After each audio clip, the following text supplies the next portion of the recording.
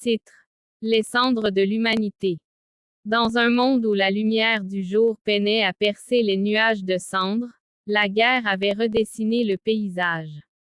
Desolde, à peine âgé de 12 ans, regardait avec admiration son père, le général Caëlin, à la tête d'une qui défendait le royaume contre des armées cauchemardesques. Ces monstres, nés des ténèbres et de la désolation, avaient la capacité de se régénérer, rendant les combats presque impossibles. La seule manière de les vaincre était de les couper en deux ou de trancher leurs têtes. Desolde était un enfant prodige, capable de maîtriser le feu avec une aisance déconcertante. Il avait toujours été fasciné par les flammes, voyant en elles une force de destruction mais aussi de purification. Son frère, Elric, et sa sœur, Lyanna, partageaient son amour pour l'aventure, mais chacun avait ses propres talents. Elric était un archer hors pair, tandis que Lyanna possédait une intelligence et une ruse qui lui permettaient de concevoir des stratégies brillantes. La vie dans le royaume était rythmée par les batailles et les préparatifs de guerre. Leur mère, une femme au foyer aimante, faisait de son mieux pour garder un semblant de normalité au sein de leur foyer, mais la peur et l'angoisse étaient omniprésentes. Chaque jour, Desolde et ses frères et sœurs écoutaient les histoires de leur père sur les créatures qui ravageaient les provinces, sur les héros qui tombaient au combat, et sur la nécessité de protéger le royaume à tout prix.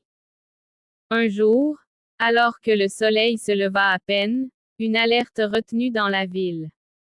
Les créatures avaient défoncé le portail de la province voisine, sémant la terreur sur leur passage. Le roi, conscient de la menace, ordonne une évacuation d'urgence vers la capitale. Caëlin, avec son armée, se mit en marche pour gagner du temps, sachant pertinemment que cela pourrait lui coûter la vie. Desolde, bien que jeune, était déterminé à suivre son père.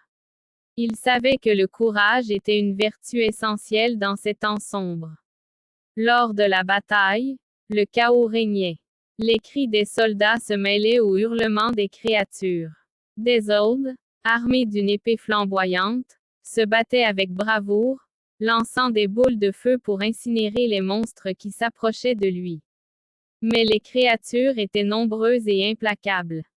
Au cœur de la mêlée, Desolde aperçut son père, luttant contre une créature gigantesque. Caëlin, fort et déterminé, parvint à trancher la tête de son adversaire, mais une autre créature profita de la distraction pour le frapper violemment.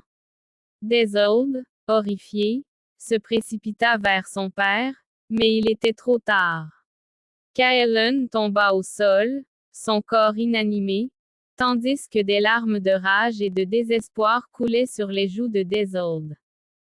La bataille continue, mais la morale des troupes était brisée. Les soldats, voyant leur général tomber, commencèrent à reculer. Desolde, dans un acte de désespoir, concentre toute sa puissance dans une dernière attaque. Il invoque un immense mur de flammes, espérant arrêter les créatures. Mais dans le tumulte, il fut accumulé. Une créature, plus rapide que les autres, se jeta sur lui, le bénit gravement. Dans un effort ultime, Desolde se relève, son esprit embrume par la douleur. Il se souvint de son père et de la promesse qu'il avait faite de protéger sa famille. Il brandit son épée, s'attaquant à la créature avec une rage inouïe. D'un coup précis, il réussit à trancher le corps de la créature en deux, mais à ce prix, il était si épuisé.